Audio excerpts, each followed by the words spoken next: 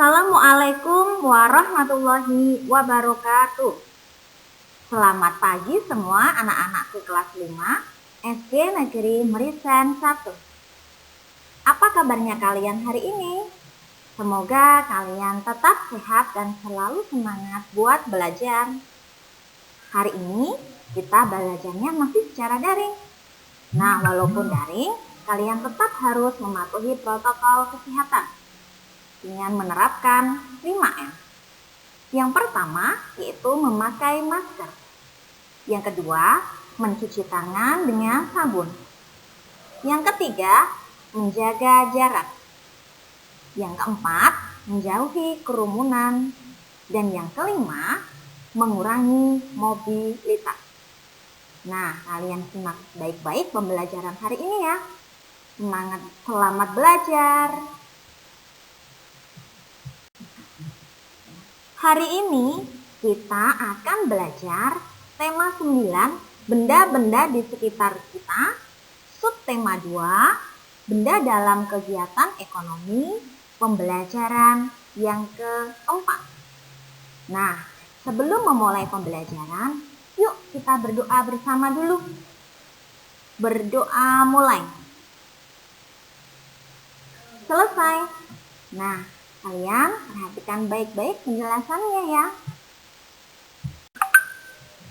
Tujuan pembelajaran pada hari ini yang pertama, dengan mengamati gambar iklan media cetak, kalian dapat mengidentifikasi jenis iklan berdasarkan isinya dengan tepat. Yang kedua, dengan mengamati gambar iklan layanan masyarakat, kalian dapat menganalisis manfaat sikap kerukunan di keluarga dan masyarakat dengan benar. Yang ketiga, dengan berdiskusi, kalian dapat menyajikan manfaat sikap kerukunan di keluarga dan masyarakat ke dalam bentuk peta pikiran dengan tepat. Yang keempat, dengan mengamati gambar jenis usaha ekonomi yang dikelola perorangan dan kelompok, kalian dapat menyebutkan jenis usaha-usaha ekonomi yang dikelola perorangan dan kelompok di lingkungan sekitar kalian dengan tepat. Coba, nah sekarang kalian amati kedua gambar iklan yang Bu Eva tampilkan di layar. Nah, setelah kalian amati, apa yang kalian lihat dari gambar tersebut? Nah, gambar yang pertama adalah gambar iklan media cetak sabun mandi Devo. Sedangkan yang kedua adalah gambar iklan sabun cuci piring Sling. Sekarang, apa barang yang ditawarkan pada kedua iklan? Nah, barang yang ditawarkan yang pertama adalah barang sabun mandi Devo. Barang iklan yang kedua yang ditawarkan adalah sabun cuci piring Sling. Apa jenis iklan di atas? Nah, jenis iklannya keduanya adalah iklan penawaran barang. Kemudian, apa isi iklannya? Isi iklannya yang pertama yaitu menawarkan barang sabun mandi Devo. Sedangkan iklan yang kedua menawarkan barang sabun cuci piring Sling. Nah, dari sini kalian bisa memahami kedua gambar iklan tersebut ya. Nah, sekarang kalian amati ketiga gambar iklan yang Bu Eva tampilkan di layar ya. Ada gambar iklan 1, gambar iklan 2, dan gambar iklan 3. Nah, apakah ketiga gambar iklan tersebut sama? Jika berbeda, coba kalian cari tahu apa jenis gambar iklan berdasarkan isinya pada gambar iklan 1, gambar iklan 2, dan gambar iklan 3. Nah, kalian kerjakan cara mandiri ya.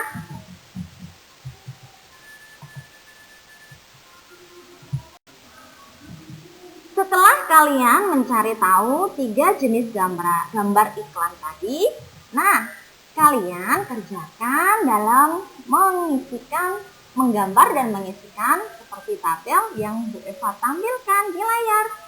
Nah, ada gambar iklan yang pertama, jenis iklan berdasarkan isinya apa dan isi iklannya apa. Kemudian gambar iklan yang kedua, jenis iklan berdasarkan isinya termasuk apa dan isi iklannya adalah apa. Kemudian gambar iklan yang ketiga, jenis iklan berdasarkan isinya termasuk yang mana dan isi iklannya apa. Nah, kalian coba ya. Jenis iklan berdasarkan isinya dibedakan menjadi 3. Nah, yang pertama yaitu iklan layanan masyarakat. Iklan ini biasanya berasal dari instansi atau lembaga, berisi tentang sesuatu informasi sosialisasi atau pencerahan kepada masyarakat akan suatu isu atau topik tertentu. Contohnya, iklan hidup sehat, iklan mematuhi protokol kesehatan, iklan pemilu. Yang kedua yaitu iklan penawaran barang dan jasa. Iklan penawaran barang dan jasa, nama lainnya adalah iklan niaga.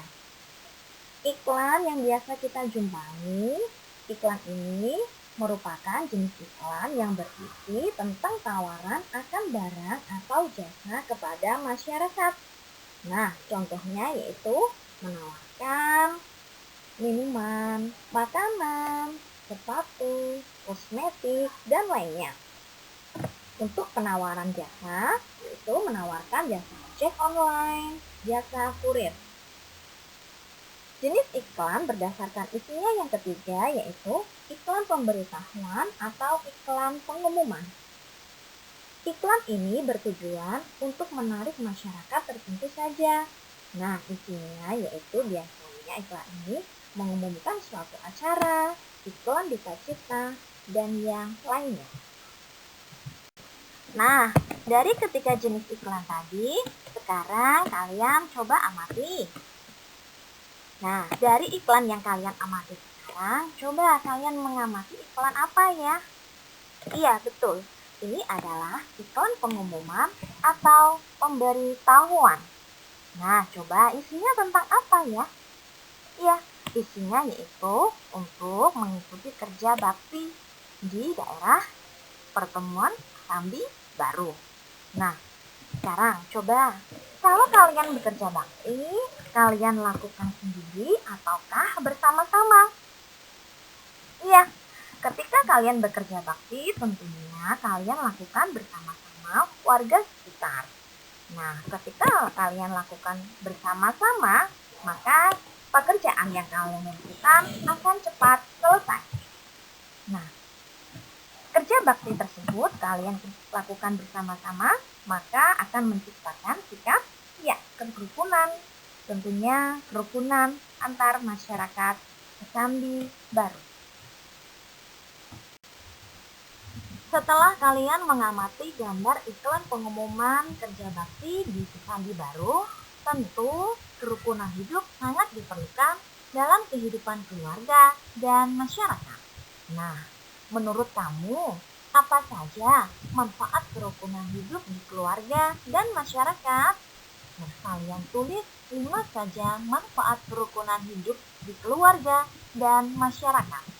Kalian bisa memanfaatkan di dalam media yang telah disediakan di rumah, seperti buku ataupun informasi yang lainnya. Kalian kerjakan secara diskusi bersama kelompok kalian. Setelah menuliskan 5 manfaat kerukunan hidup di keluarga dan masyarakat, kalian coba sajikan ke dalam sebuah peta pikiran. Contohnya ada peta pikiran seperti di layar yang kalian lihat. Nah, kalian boleh berkreasi bersama kelompok dengan bentuk peta pikiran yang lainnya. Kalian siapkan ada kertas pelangi, kemudian ada spidol, Nah, nanti kalian buat berkreasi berbeda antara kelompok satu dengan kelompok yang lainnya ya. Kalian tuliskan 5 manfaatnya ke dalam peta pikiran yang kalian buat. Selamat mencoba! Manfaat kerukunan hidup di keluarga dan masyarakat yang pertama yaitu menghasilkan komunikasi yang baik. Kerukunan di dalam suatu keluarga maupun masyarakat sendiri bisa dibangun secara sederhana yaitu dengan komunikasi yang baik. Hal ini berguna untuk menjaga hubungan kekeluargaan. Yang kedua, yaitu keadaan lebih aman. Apabila hidup rukun dan saling memahami antar masyarakat sudah tercipta, tentunya akan membuat keadaan di sekitar kita menjadi lebih aman dan tentram karena tidak adanya pertengkaran. Yang ketiga, mempererat tali persatuan. Hidup rukun yang sudah tercipta tentu membuat satu dengan yang lainnya merasa saling memiliki. Hal tersebutlah yang kemudian mempererat tali persatuan itu sendiri. Yang keempat yaitu kehidupan lebih harmonis. Hidup rukun dalam menjalani kehidupan akan membuat keadaan menjadi lebih harmonis. Hubungan keluarga dan juga masyarakat yang baik tentu saja nantinya akan memberikan hasil yang sangat baik. Sehingga jika suatu saat menghadapi masalah keluarga akan sangat senang untuk membantunya. Yang kelima yaitu menghindari perselisihan. Kehidupan yang rukun dalam keluarga dan bermasyarakat akan menghindari perselisihan. Perselisihan pada dasarnya dimulai dari kesalahpahaman antar keluarga maupun masyarakat. Sehingga nantinya akan menimbulkan komunikasi yang tidak baik yang menjadi penyebab munculnya perselisihan. Jika ini sudah terjadi, maka perselisihan tidak dapat terhindari. Nah, oleh karena itu, kalian harus menghindari perselisihan antara keluarga dan masyarakat. Gambar iklan yang kalian amati yang pertama, tadi kalian sudah mengamati gambar iklan ini ya, yaitu gambar iklan sabun cuci piring seling. Nah, barang apa coba yang dibagikan pada iklan tersebut? Iya, betul sekali. Yaitu barangnya adalah sabun cuci piring seling. Kemudian, barang tersebut diproduksi perorangan ataukah kelompok? Iya, apakah kalian bisa membuat sendiri? Ya, tentunya diproduksi oleh kelompok. Nah, kelompoknya apa ya? Iya, ini adalah diproduksi sebuah pabrik sabun cuci piring seling. Di tempat tinggal kalian, apakah dikelilingi dengan persawahan? Ya, tempat tinggal kalian dikelilingi oleh persawahan. Nah, oleh karena itu berarti usaha ataupun pekerjaan warga di sekitar kalian apa coba? Iya, betul sekali. Mereka bekerja sebagai petani. Iya, betul. Seperti gambar yang pertama, ada usaha perorangan. Perorangan ada seorang bapak petani yang sedang memupuk sawahnya ya. Nah, ini usahanya pertanian. Nah, usaha perorangannya selain usaha pertanian atau ini apa saja ya? Nah, kemudian untuk usaha kelompok di daerah kalian atau di rumah terdapat sebuah PT Ecotron Pharma. Nah, PT ini itu memproduksi bahan-bahan kimia. PT panjangannya yaitu perseroan terbatas. Nah, selain PT, usaha kelompok yang lain di sekitar kalian apa saja ya? Setelah kalian mengamati materi tadi, nah coba kalian amati usaha warga atau masyarakat di lingkungan sekitar kalian, kemudian usaha perorangannya apa saja ya? Nah, coba kalian amati. Setelah itu kalian juga amati usaha perorangan di lingkungan sekitar kalian apa saja. Kemudian kalian tuliskan pada tabel di bawah ini ya, seperti pada layar. Nah, ada usaha perorangan, contohnya tadi pertanian. Kemudian ada usaha kelompoknya yaitu sebuah PT Eterkon Pharma. Nah, kalian bisa cari dengan orang tua ataupun mencari informasi lainnya di berbagai media ataupun internet. Nah, selamat mencoba. Usaha ekonomi perorangan yaitu merupakan usaha yang dikelola sendiri. Biasanya modalnya terbatas. Contoh usaha ekonomi perorangan yang pertama yaitu usaha pertanian. Seorang petani kebanyakan mengelola usaha pertanian secara perseorangan dengan modal terbatas. Meskipun demikian, ada juga usaha pertanian yang dilakukan secara besar-besaran. Namun hanya beberapa orang saja yang bisa melakukannya. Contoh yang kedua, usaha ekonomi perorangan kedua yaitu industri kecil. Industri kecil biasanya berupa industri rumah tangga. Industri kecil dikelola secara perorangan.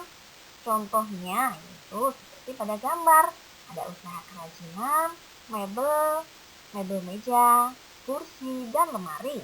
Kemudian ada contoh lainnya, industri keramik, kerajinan anyaman, dan tembikar. Contoh usaha ekonomi perorangan yang ketiga yaitu usaha perdagangan.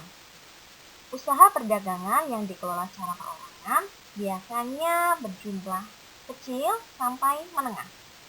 Contohnya yaitu usaha membuka toko kecil seperti pada gambar, toko kelontong, kemudian ada sembako. Yang keempat yaitu usaha jasa. Banyak usaha jasa yang dikelola secara perorangan. Contoh usaha yang dikelola perorangan antara lain seperti pada gambar yang kalian amati. Ada gambar usaha potong rambut atau salon, kemudian usaha jasa bengkel, fotokopi, tukang cukur, dan tukang cuci. Usaha ekonomi yang dikelola kelompok yang pertama yaitu firma. Firma adalah sebuah perusahaan yang didirikan sedikitnya dua orang yang saling kenal. Nah, anggota firma mempunyai hak untuk bertindak atas nama firma. Resiko tindakan anggota firma ditanggung bersama. Yang kedua yaitu CV atau persekutuan komanditer. CV merupakan sebuah perusahaan yang didirikan oleh satu orang pengusaha atau lebih. Nah, biasanya terdapat sekutu aktif sebagai pengelola perusahaan dan sekutu pasif sebagai pemberi modal. Para penanam modal mempercayakan pengelolaan CV kepada pengusaha. Sebuah perusahaan yang berbentuk CV bisa dikembangkan dari firma. Hal ini terjadi jika sebuah firma ingin mengembangkan usaha dan membutuhkan tambahan modal. Yang ketiga yaitu PT atau perseroan terbatas.